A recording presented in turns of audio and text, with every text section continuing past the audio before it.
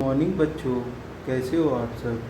आज मैं बाज़ार से ये पेन 10 रुपए में ख़रीदा और इसी पेन को मेरे एक दोस्त को भी ये पसंद आ गई, तो मैंने उसे 15 रुपए में बेच दिया।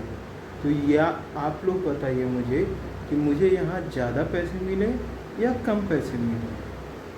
ज़्यादा, तो इसी ज़्यादा पैसे को हम फ़ायदे के रूप में जानते हैं और गणित की भाषा में इसी फ़ायदे और नुकसान को प्रॉफिट एंड लॉस कहते हैं, लाभ और हानि। तो आगे बढ़ने से पहले आप सभी लोग अपनी अपनी नोटबुक्स और पेन निकाल लीजिए और आगे हम पढ़ने जा रहे हैं लाभ और हानि, प्रॉफिट एंड लॉस। तो प्रॉफिट एंड लॉस को जानने से पहले हमें दो चीज़ों का जानना ज़रूरी है। पहला है कॉस्ट प्राइस, जिसे हिंदी में क्रय मूल्य कहते हैं। जिस मूल्य पर या कीमत पर हम वस्तु को खरीदते हैं उसे कॉस्ट प्राइस या क्रय मूल्य कहते हैं। At price which we buy something is cost price and selling price विक्रय मूल्य, जिस मूल्य पर हम वस्तु को बेचते हैं। At price which we sell something, जिसे हिंदी में विक्रय मूल्य कहते हैं और इंग्लिश में सेलिंग प्राइस। तो अब हम जानेंगे अपने पहले नियम को, जिसे लाभ कहते हैं या प्रॉफिट कहते हैं इंग्लिश में। तो प्रॉफिट होता है जब हम किसी वस्तु को खरीद कर उसको अधिक मूल्य पर बेचें, मतलब कोई चीज़ हमने कम पैसे में खरीदी और उसे ज़्यादा पैसे में बेचा तो हमें प्रॉफिट होता है।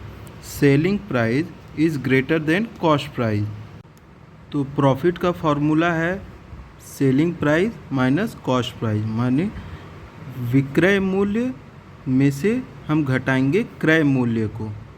अब मान लीजिए कि मैंने जो पेन 10 रुपए की खरीदी थी और उसका कैप मुझसे कहीं खो गया और वो पेन मुझे फिर 8 रुपए में बेचनी पड़ी।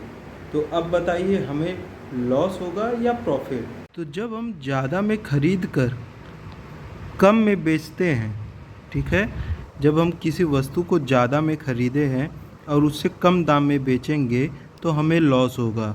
मतलब जब आपका क्रय मूल्य कॉस्ट प्राइस सेलिंग प्राइस विक्रय मूल्य से बड़ा होगा तब हमें लॉस होगा। और इसका फॉर्मूला है CP माइनस SP, यानी CP जिस दाम पर हम खरीदे हैं वह हमारे बेचने वाले दाम से अधिक है तो हमें हानि होगी। अब हम एक एग्जांपल की मदद से समझने की कोशिश करेंगे कि लॉस और प्रॉफिट यानी लाभ और हानि का पता कैसे लगाया जाए। तो एग्जांपल देखते हैं। A shopkeeper buys a book for 50 rupees and sell it for 60 rupees. एक दुकानदार एक किताब को 50 रुपये में ख़रीदता है और उसे 60 रुपये में बेच देता है, तो उसे फ़ायदा हुआ या नुकसान हुआ, लाभ हुआ या हानि। ठीक है, तो इसको हम पहले जानेंगे कि हमने बेचा है 60 रुपये में और ख़रीदा है 50 रुपये में। क्योंकि 60 रुपये इससे बड़ा है और 50 रुपये से, इसका मतलब हमें लाभ होगा।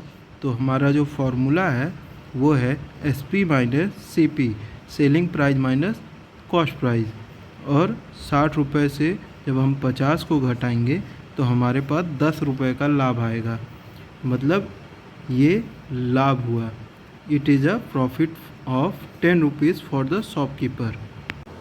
तो देखा ना कितना आसान था। तो आज हमने सीखा कि हम जब कम में खरीद कर ज़्यादा में बेचते हैं तो हमें लाभ होता है और जब ज़्यादा में खरीद कर कम में बेचते हैं तो हमें हानि होती है। तो आज का होमवर्क नोट करिए। मान लीजिए आपने कोई खिलौना खरीदा 100 रुपये का और उसे बेच दिया 80 रुपये का, तो आप लोग ये पता करेंगे कि हमें लाभ हुआ या हानि, और लाभ हुआ या हानि तो कितने का हुआ।